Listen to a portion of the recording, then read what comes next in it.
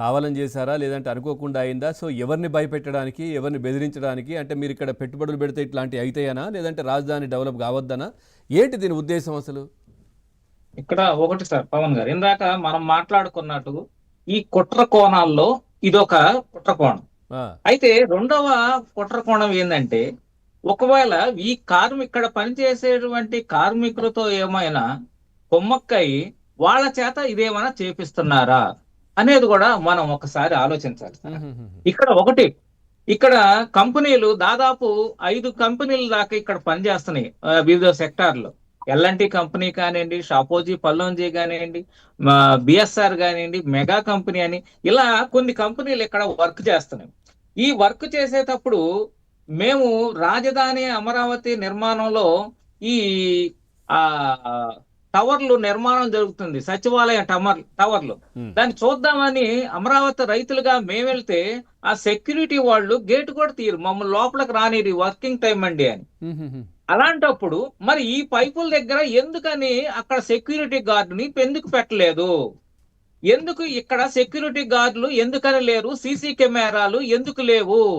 ఇవన్నీ కూడా మాకు అనుమానాలు వస్తున్నాయండి.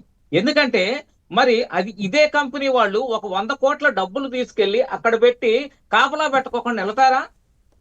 100 కోట్ల రూపాయలు వాళ్ళ యొక్క కంపెనీ దగ్గర అక్కడే పెట్టేసి ఎలాంటి సీసీ కెమెరా గాని, ఎలాంటి సెక్యూరిటీ గాని, ఎలాంటి సెక్యూరిటీ గార్డును గాని పెట్టకుండా వెళ్తారా? మరి ఈ ప్రజల ఆస్తి, అమరావతి ప్రజల ధనాన్ని ఎందుకు బుగ్గిపాలు చేశారు ఈ కంపెనీ వాళ్ళు? వీళ్ళు 100 కోట్ల ప్రాపర్టీ అక్కడ కాలిపోయింది. 100 కోట్ల ప్రాపర్టీ ఉన్నప్పుడు నెలకు 10,000 రూపాయలు ఇచ్చి ఒక సెక్యూరిటీ గార్డుని ఎందుకు పెట్టుకోలేకపోయారు? ఇది కంపెనీల నిర్లక్ష్యమా లేకపోతే ఎవరు చేశారు? కంపెనీలకు మరి దాదాపు సిఆర్డిఏ వాళ్ళు కానీ, ప్రభుత్వం గాని ఎప్పటి బిల్లులు అప్పుడు చెల్లిస్తూ ఉంది. ఒకవేళ వీళ్ళేమైనా అక్కడ కార్మికులకు జీతాలు చెల్లించుకోకుండా వాళ్ళల్లోనే ఈ విధంగా తయారయ్యి ఏమైనా చేస్తున్నారా? లేదా వైసీపీ నాయకులతో కుట్ర పని ఈ విధంగా ఏమైనా చేస్తున్నారా? ఇది ఆలోచించాలండి. కంపెనీ వాళ్ళదేం నష్టమేం జరగదు. కంపెనీ వాళ్ళకి ఈ పైపులన్నిటికి కూడా ఇన్సూరెన్స్ ఉంది. కానీ ఆ జరిగినటువంటి కాలటం వల్ల అమరావతికి ఎంత డ్యామేజ్ వచ్చింది? ఈ విధంగా వాళ్ళు నిర్లక్ష్యంగా ఉంటానా? అంటే అమరావతి ఎవరిపైన అంటే ఇప్పుడు మీరు అంటున్నట్టుగా కంపెనీకి ఇన్సూరెన్స్ ఇవి ఉంటాయి, వస్తాయి, అది ఓకే. సో ఎవరిపైన డ్యామేజ్ దేనిపైన పడుతుంది? అంటే అమరావతి పైన పడుతుంది, ప్రభుత్వం పైన పడుతుంది, సిఆర్డిఏ పైన పడుతుందండి. ఈ అమరావతిలో సెక్యూరిటీ లేదు, అమరావతిలో ఏమీ లేదని చెప్పేసి ప్రజల్లోకి అపోహలు వెళ్తాయి. ఇది సృష్టించడానికి వైసీపీ వాళ్ళు చేస్తున్నారా లేదా కుట్రదారులు చేస్తున్నారా, ఈ కంపెనీ వాళ్ళు చేస్తున్నారా? ఒకసారి మనం అందరం కూడా ఇది గతంలో ఈ రాజధాని ప్రాంతాన్ని అవమానపరిచే విధంగా మాట్లాడారు కొన్ని మాటలు. ఇప్పుడు ఏంటంటే ఇట్లాంటి ఆ ప్లేస్ సేఫ్ కాదనే విధంగా ప్రొజెక్ట్ అయ్యే విధంగా చేసే ప్రయత్నం అనేది కూడా ప్రజల్లో డౌట్. అవునండి, నేను ఒకటే చెప్తున్నాను సార్, ఇది ఇంతటితో వదిలిపెట్టకూడదండి పవన్ గారు. ఇది మన గౌరవ ముఖ్యమంత్రి గారు నారా చంద్రబాబు నాయుడు గారు ఒక కమిటీని ఫామ్ చేయాలి. అలాగే నెల నెల ఇప్పుడు సెక్టార్లలో పని జరుగుతుంది. అమరావతి రాజధానిలో 10 సెక్టార్లో పని చేస్తుంది. నెలకు ఒకసారి విజిట్ చేయాలి చంద్రబాబు నాయుడు గారు. నెలకు ఒకసారి విజిట్ చేసి ఇక్కడ పనులు ఎలా జరుగుతున్నాయి, ఎలా ఉన్నాయి అని చెప్తేనే వీళ్ళకు భయం వచ్చిందండి. లేకపోతే చంద్రబాబు నాయుడు గారు, నారాయణ గారు చూసుకుంటారు, సిఆర్డీఏ కమిషనర్ గారు చూసుకుంటారు, అమరావతి రైతులు చూసుకుంటారంటే కుదరదండి. నెలకు ఒక్కసారైనా రాజధాని అమరావతిలో ఈ పనులు జరిగేటువంటి సెక్టార్ లో వస్తేనే ఇక్కడ జరిగేటువంటి ఈ కంపెనీలకి భయం వస్తుంది. నారా చంద్రబాబు నాయుడు గారు ప్రతిదీ క్షుణ్ణంగా చూస్తారు. కాబట్టి దానికోసమైనా కానీ వీళ్ళకి భయం ఉంటదండి.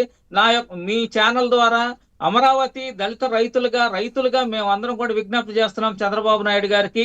నెలకొకసారి విజిట్ చేయాలి, నెలకొకసారి ఒక మానిటరింగ్ చేయాలి, నెలకొకసారి మీరు అమరావతి సెక్టార్ లో కాలు పెడితేనే వీళ్ళు పని చేస్తారు, వీళ్ళు మాట వింటారండి. నా ఉద్దేశం అయితే అది. ఇప్పుడు ఈ కంపెనీలు కూడా ఎందుకు సీసీ కెమెరాలు పెట్టుకోవటం లేదు ఒక పాయింట్ అండి. అలాగే ఈ 100 కోట్ల ప్రాపర్టీని అక్కడ డంప్ చేసినప్పుడు ఎందుకు ఒక వాచ్మెన్ పెట్టుకోవట్లేదు? ఈ రెండు అనుమానాలు మాకు అమరావతి రైతులుగా కలుగుతున్నాయండి. మీరు మీ కంపెనీ వాళ్ళు మీరు నిఘా పెట్టకపోతే చెప్పండి, అమరావతి రైతులుగా మేము వచ్చి కాపలా కాసుకుంటాం.